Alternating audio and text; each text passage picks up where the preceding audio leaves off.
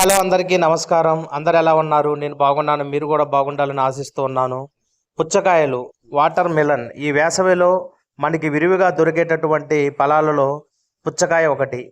మరి ఈ పుచ్చకాయ ప్రతి ఒక్కరు కూడా చిన్న పిల్లలు మొదలుపెట్టుకొని పెద్దల వరకు అందరూ కూడా ఎంతో ఇష్టంగా, అమితంగా ఇష్టపడి తినేటటువంటి ఈ ఫలం మనకి శరీరానికి ఎంతో మేలు చేస్తుంది. మన శరీరంలో ఎక్కువ చల్లదనాన్ని ఉంచడానికి పుచ్చకాయ అనేది బాగా దోహదపడుతుంది.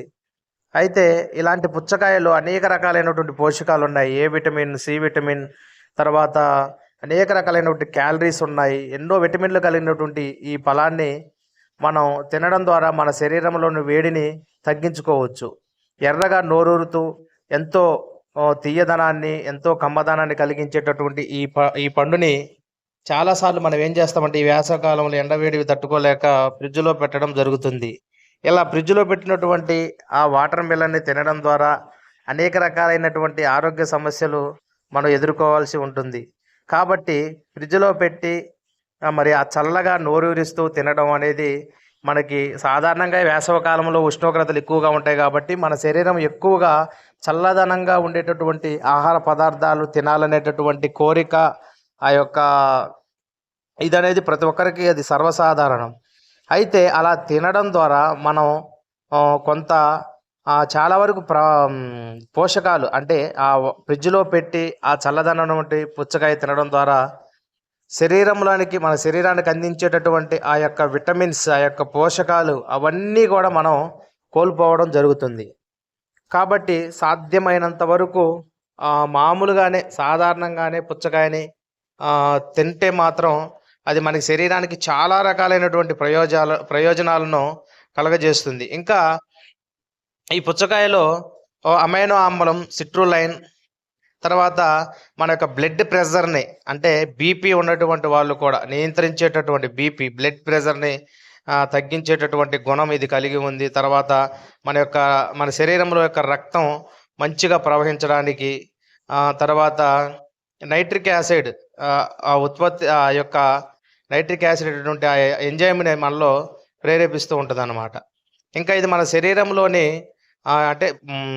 అంటే లోపల వేడి వేసవి కాలంలో కొంచెం మంటగా ఇవన్నీ అనిపిస్తూ ఉంటాయి కాబట్టి, ఆ యొక్క వేడిని తగ్గించడానికి కూడా పుచ్చకాయ ఎంతో దోహదపడుతుంది. ఇంకా దీనిని రకరకాలుగా మనం ముక్కలు కోసుకొని, ఆ ముక్కలు తింటా ఉంటాం. తర్వాత ఇది చాలా తియ్యదనంగా, కమ్మదనంగా ఉంటది. తర్వాత జ్యూస్ కూడా ఆ ముక్కలు చిన్న చిన్న ముక్కలు కట్ చేసి మనం మిక్సీలో పట్టి మనం ఆ జ్యూస్ కూడా తాగుతూ ఉంటాం. ఇట్లా రకరకాలుగా ఆ పుచ్చకాయని మనము తినడం జరుగుతుంది. ఈ వేసవి కాలంలో ఈ సారల గీతలు ఉన్నటువంటి పుచ్చకాయలు మళ్ళీ పూర్తిగా ఆకుపచ్చ కలర్‌లో ఉన్నటువంటి, బ్లాక్ కలర్‌లో ఉన్నటువంటి వాటర్ మిలన్స్ ఇవి ఒక్కొక్కటి ఒక్కొక్క రకమైనటువంటి టేస్ట్‌ని కలిగి ఉంటాయన్నమాట. కాబట్టి ఇప్పుడు చాలా విరివిగా ఈ వేసవి కాలంలో దొరికేటటువంటి ఫలాన్ని తినండి. చాలా మంచిది ఆరోగ్యానికి. కాకుంటే మనం ఫ్రిడ్జ్‌లో పెట్టుకొని తినడం ద్వారా దాని యొక్క పోషకాలు మాత్రం కోల్పోవడం జరుగుతుంది. కాబట్టి చాలామంది దీని మీద పరిశోధనలు చేసి ఇది ఫ్రిడ్జ్‌లో పెట్టుకొని తినడం మంచిది కాదు.